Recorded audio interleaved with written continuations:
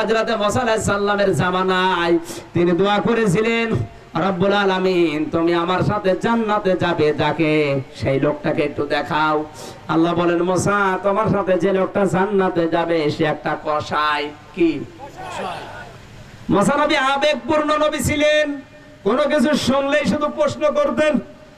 ডাক দিয়ে বলে, রব্বুল আলামিন দুনিয়ায় এত মানুষ, তুমি আর লোক পাইলে না, কসাইয়ের নাম বললে।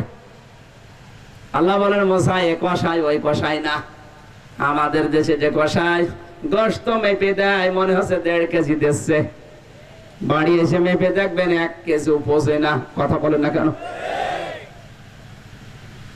আমি একবার এক দোকানে গোশত কিনেছিলাম কুষ্টিয়ায়, 1 কেজি গোশত নিচ্ছি, মনে হচ্ছে 1.5 কেজি দেয়। বললাম, ভাই আপনি এত ঝোল দেন, আপনার লস হবে। বলছো, হুজুর লস হয় হোক, আপনি দোয়া করেন। চিন্তা করলাম, আমি দোয়া করবার এত ঝোল দেবে, এর লাভ হবে মনে হয় মাথা ঠিক নেই। পাশের দোকানে এসে বললাম, ভাই দেখেন তো কতটুকু বেশি দিয়েছে। মাপ দিয়ে দেখি 1400 টাকার বেশি হচ্ছে না। এবার বুঝলাম ও কম দোয়া চেয়েছে, ওর হাতের ভেতরে যে কি আছে শুধু এরকম ঘোরায় 1.5 কেজি হয়ে যায়। এই কথা বলে না কেন? সব কষাই না, অনেক কষাই এরকম আছে। আল্লাহ বলেন, দেখি ওই কষাই কি করে। চলে গেলেন ওখানে বাজারের এক কোনায় বসে কষাই দোকান গোশত বিক্রি করছে, মাপে কম বেশি করে না, ঠিক মাপ দিয়ে যাচ্ছে। সর্বশেষ মুসা আলাইহিস সালাম গোশত বিক্রি শেষ হওয়ার পরে বললেন, ভাই আমি আপনার মেহমান হতে চাই, অসুবিধা নেই চলেন। চলে গেলেন বাড়িতে নিয়ে মুসা নবীকে বারান্দায় বসালেন, গোশতগুলো নিজের হাতে পাক করলেন, রান্না করে নিয়ে আসলেন। মুসা নবী মনে করছেন আমারে খেতে দেবে। লোকটার সঙ্গে সঙ্গে ঘরের ভেতর থেকে একটা বুড়ি মহিলাকে ওখান থেকে পরিষ্কার পরিচ্ছন্ন করে গোশতগুলো মুখে তুলে দেয়। বুড়ি মহিলাটা গোশতগুলো খাবার পরে দোয়া করছে, রব্বুল আলামিন তুমি আমার এই সন্তানটাকে জামানার নবী মুসা নবীর সাথে জান্নাত দিয়ে দিও। হযরতে মুসা কেঁদে ফেললেন, ডাক দিয়ে বলে, ভাই এই লোকটাকে, এই মহিলাকে? বলে, এটা আমার মা। ছোটবেলায় আমার বাবা মারা গেছে, আমার মায়ের খেদমতে আমি লেগে আছি। যে প্রতিদিন গোশত বিক্রি করে কিমাগুলো হয় ওগুলো আমার মায়ের জন্য রেখে দেই। আমি আজ পর্যন্ত বিবাহ শাদী করি না, আমার মায়ের খেদমতে ত্রুটি হবে, এই জন্যে প্রতিদিন আমার মা আমার জন্য গোশত খেয়ে দোয়া করে, আল্লাহ যেন জামানার নবী মুসার সাথে আমারে জান্নাত দিয়ে দেয়।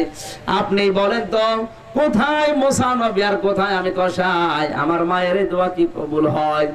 মুসা নবী বুকে জড়িয়ে নিয়ে বলে, আল্লাহর বান্দা দোয়া কবুল হয়েই গেছে, তোমার মায়ের দোয়া কবুল হয়েই গেছে।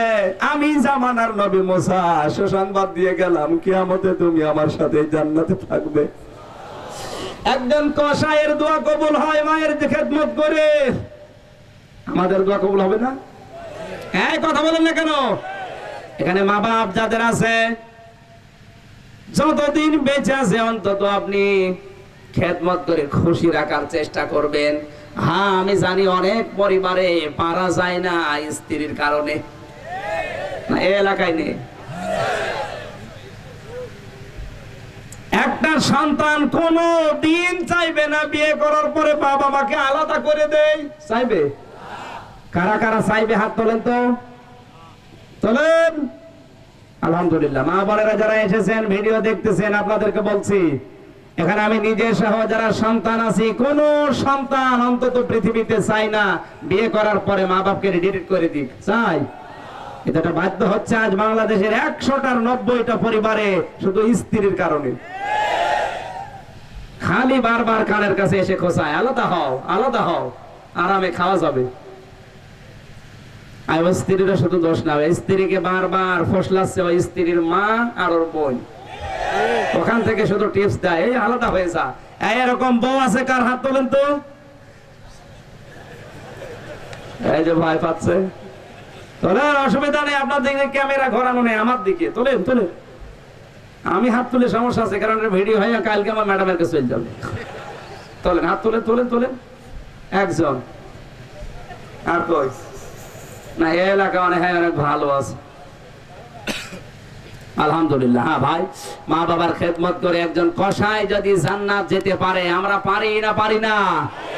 আল্লাহ তুমি আমাদের তৌফিক দাও, জোরে বলেন আমিন।